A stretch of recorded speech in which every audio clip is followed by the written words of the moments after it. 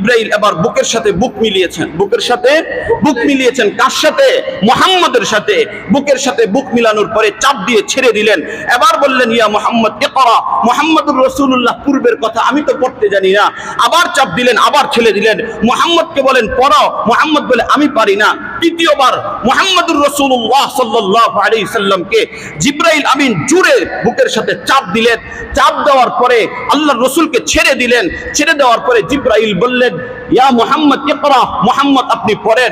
এবার আল্লাহর রাসূলের জবান দিয়ে গড় গড় করে হওয়া শুরু করেছে, ইকরা বিসমি রাব্বিকাল্লাযী খালাক খালাকাল ইনসানা মিন আলাক ইকরা ওয়া রাব্বুকাল আকরাম আল্লাযী আল্লামা বিল কলম। এক টানে যেই মুহাম্মদ আলিফ বাতাকেও শিখায় নাই, যেই মুহাম্মদের শিক্ষক হওয়ার জন্য দুনিয়ার কোনো মানুষ লাগে নাই, সেই মুহাম্মদ গড়ে গড়ে এক লাগাতারে 5টি আয়াত আল্লাহ তাআলার কালামুল্লাহ থেকে পড়ে শোনায়া দিলেন। মুহাম্মদুর রাসূলুল্লাহ সাল্লাল্লাহু আলাইহি ওয়াসাল্লাম হচ্ছেন তিনি। আবার দেখেন এখান থেকে একটা বিষয় আমরা অনেক সময় কি করি, ইলমওয়ালার সাথে আলেমের সাথে হাত মিলাই। এবার বলেন জিবরাইল আমিন কি হাত মিলিয়েছে না বুক মিলিয়েছে?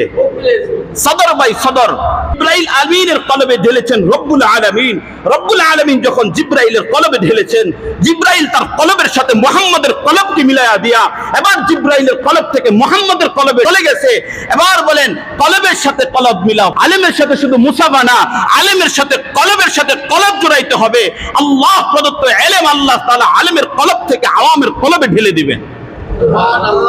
কথা বুঝেন নাই? এই কারণে উলামায়ে কেরামের সাথে কলবের সাথে কলব মিলান, কলবের সাথে কলব মিলান। রাসূল করিম সাল্লাল্লাহু আলাইহি সাল্লাম পুরা আলম জানে আল আমিন। পুরা বিশ্ব কি কয়? আল্লাহ বিশ্বাসী, বিশ্বাসী মুহাম্মদ বিশ্বাসী। আবার হেরা গুহা থেকে নামতেছে, দেখেন ইতিহাসের মধ্যে লিখেছে রাসূল কাঁপতে কাঁপতে নামতেছে। এভাবে কাঁপতেছেন আর হেরা গুহা থেকে নামতেছেন। হযরত খাদিজাতুল কুবরার ঘরের সামনে আয়েশা বলতেছে, ইয়া খাদিজা জাম্মিলুনি জাম্মিলুনি। ও খাদিজা আমাকে চাদর দিয়ে জড়ায়া ধরো, আমি মুহাম্মদ তো হালাক হয়ে যাব। নবুয়তের ভার ছিল এমন, এই নবুয়ত যদি এই পাহাড়ের উপরে দেওয়া হতো, এই পাহাড় ধূলিসাৎ হয়ে যাইতো। কিন্তু এই নবুয়তের দায়িত্ব মুহাম্মদের কাঁধে দিয়েছে। এই কারণে রাসূল এভাবে কাঁপতেছিলেন। আল্লাহর রাসূল কাঁপতে কাঁপতে এসে খাদিজার কাছে এসে বলতেছে, খাদিজা আমাকে জড়ায়া ধরো, আমাকে জড়ায়া ধরো, আমি মুহাম্মদ তো হালাক হয়ে যাব, ধ্বংস হয়ে যাব। হযরত খাদিজা দৌড় দিয়ে গিয়ে রাসূলুল্লাহ সাল্লাল্লাহু আলাইহি সাল্লামকে জড়ায়া ধরলেন। জড়ায়া ধরে বললেন, ইয়া মুহাম্মদ লা তাহজান ইন্নাল্লাহ লা ইখযিলুকা। ও মুহাম্মদ আপনি টেনশন করিয়েন না, আপনার রব আপনাকে লজ্জিত করবে না, আপনাকে ধ্বংসও করবে না। এবার মুহাম্মদকে বিছানার মধ্যে শোয়া দিলেন।